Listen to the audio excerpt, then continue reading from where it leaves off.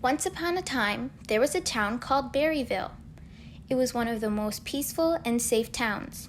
Children would always have fun outside and were allowed to go wherever they wished. Everything was fine until one day a child was mysteriously found dead, sleeping in their own bed. It didn't stop there though. The number of children killed doubled every single month. The killer was known as Goldilocks Kill, but of course this person stayed hidden. No one or family was trusted. Goldilocks was a bright and happy young girl. She was bored and decided to go to the mysterious cottage that everyone used to talk about. Her mom always told her to stay home, but Goldilocks, being herself, went out quite often. She left home quietly and soon arrived at the cottage.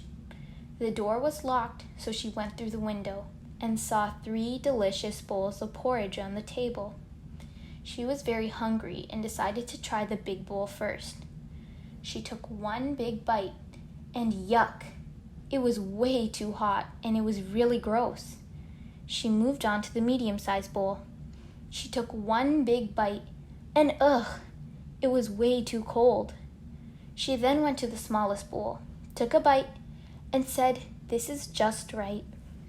She didn't finish the whole thing though, so that the owners wouldn't notice anything when they came home. She saw 3 chairs down the hallway and wanted to sit in one. The first one was too big. The second one was still too big, but the last and smallest one was just right. She rocked in the last chair, but was a bit too heavy. She started to hear something. Immediately she got off in case the chair snapped and broke. That would be bad. She was tired and wanted to take a nap, so she headed upstairs to the beds. And of course, this wasn't the best idea. The first bed was huge, so she laid in it. However, it was way too hard.